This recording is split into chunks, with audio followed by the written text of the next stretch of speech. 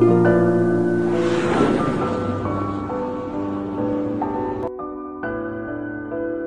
আলাইকুম everyone, welcome to cook with Afroza blog channel. আশা করি আল্লাহর রহমতে আপনারা সবাই ভালো আছেন। আমি আলহামদুলিল্লাহ ভালো আছি। আজকের ভিডিওতে আমি আপনাদের সঙ্গে শেয়ার করব কিভাবে পারফেক্টভাবে ত্রুটি ফ্রুটি দিয়ে কেক বানানো যায় সেই রেসিপি, এবং আরও থাকছে কিভাবে পারফেক্টভাবে কেক বানানো যায়, কেক বানানোর কিছু টিপস অ্যান্ড ট্রিক্স যা অনেকেরই উপকারে আসবে, বিশেষ করে যারা হোমমেড কেক বিজনেস নিয়ে কাজ করতে চাচ্ছেন তাদের জন্য আজকের ভিডিওটি অনেক উপকারী, অনেক হেল্পফুল। আশা করি সম্পূর্ণ ভিডিও জুড়ে সঙ্গে থাকবেন। আজকের এই ত্রুটি ফুটি কেক বানানোর জন্য আমি এখানে একটি ডিম নিয়েছি। আমি একটি ডিমের কেক বানাবো।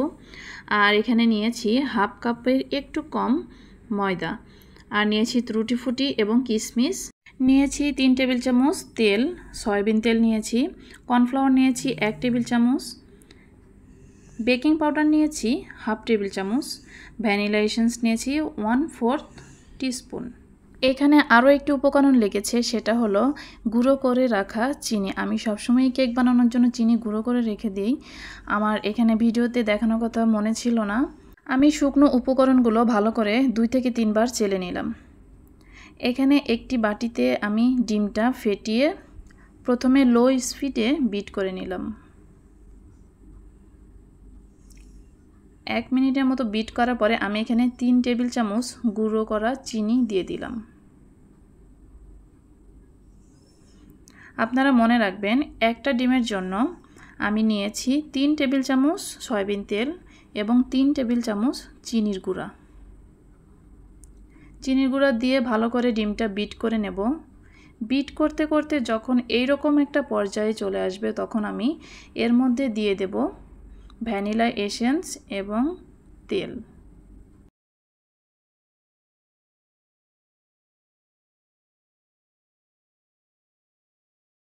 ভ্যানিলা এসেন্স এবং তেল দিয়ে আমি 15 থেকে 20 সেকেন্ডের মতো বিট করে নেব এবং লো স্পিডে বিট করে নেব। আমার বিট করা হয়ে গেছে। এখন আমি শুকনো উপকরণগুলো ডিমের এই ম্যারাঙের সঙ্গে মিশিয়ে নেব, আলতো করে মিশিয়ে নেব যেন ডিমের ম্যারাঙটা নষ্ট না হয়ে যায়।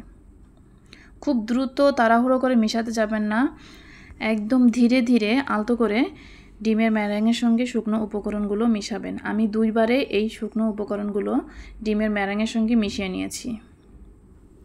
আবার ওভার মিক্সড করবেন না, ওভার মিক্সড করলে ডিমের ম্যারাঙটা নষ্ট হয়ে যাবে। সেই ক্ষেত্রে কিন্তু কেকটা বেশি একটা ফুলবে না এবং ফুললেও দেবে যাবে, আর কেকটা সফট হবে না, ময়েস্ট হবে না, কেকটা শক্ত হয়ে যাবে। বাকি শুকনো উপকরণগুলো দিয়ে দিলাম, দিয়ে আলতো করে আবারও মিক্সড করে নেব। ভিডিওটি বড় হয়ে যাবে জন্য আমি এখানে ভিডিও স্পিড বাড়িয়ে দিয়েছি। আপনারা অবশ্যই ধীরে ধীরে এই ডিমের ম্যারাঙের সঙ্গে শুকনো উপকরণগুলো মিশিয়ে নেবেন। আমার মিশানো হয়ে গেছে। কেকের বেটারটা আমি এখন একটি মোল্ডে ঢেলে নেব। মোল্ডে আমি একটি লেখালেখির যে কাগজ, সাদা কাগজ আমি কেটে মোল্ডের নিচে দিয়ে সামান্য একটু তেল ব্রাশ করে দিয়েছি, তার উপরে কেকের বেটারটা ঢেলে দিয়েছি। এখন একটি সাসলেকের কাঠি দিয়ে এভাবে কেকের বেটারটা নেড়ে দিচ্ছি যেন বাবলস ক্রিয়েট না হয়। আর কেকটা এভাবে নেড়ে যদি দেওয়া হয় তাহলে চারিদিকে একদম সমান হয়, উঁচু নিচু হয় না। তো এই টিপসগুলো ফলো করতে হয়। যে কোনো জিনিসই বারবার প্র্যাকটিস করতে করতে সেই জিনিস সম্পর্কে মানুষ ভালো অভিজ্ঞতা অর্জন করে। তো আমি এখন এর উপরে ত্রুটি ফুটিগুলো দিয়ে দিলাম, কিশমিশও দিয়ে দিলাম, দিয়ে আমি ওভেনে বেক করতে দেব 20 মিনিটের জন্য। আপ ডাউন হিট অন রেখে 160 ডিগ্রি তাপমাত্রায় বেক করে নেব। আমার এই কেকটা বেক করা হয়ে গেছে। এই কেকটা বেক করতে জাস্ট 20 মিনিট সময় লেগেছে। এখন আমি এই কেকটাতে গরম অবস্থা থাকাকালীনই সুগার সিরাপ ব্রাশ করে দেব যেন কেকটা সফট আর ময়েস্ট থাকে। এভাবে সুগার সিরাপ দিয়ে আমি কেকের মোলটা এরকম গরম অবস্থা থাকাকালীনই উপর করে রাখবো। এতে করে কি হবে, কেকটা চুপসে যাবে না। এখানে ভয়ের কিছুই নেই, কেকটা কখনোই পড়ে যাবে না।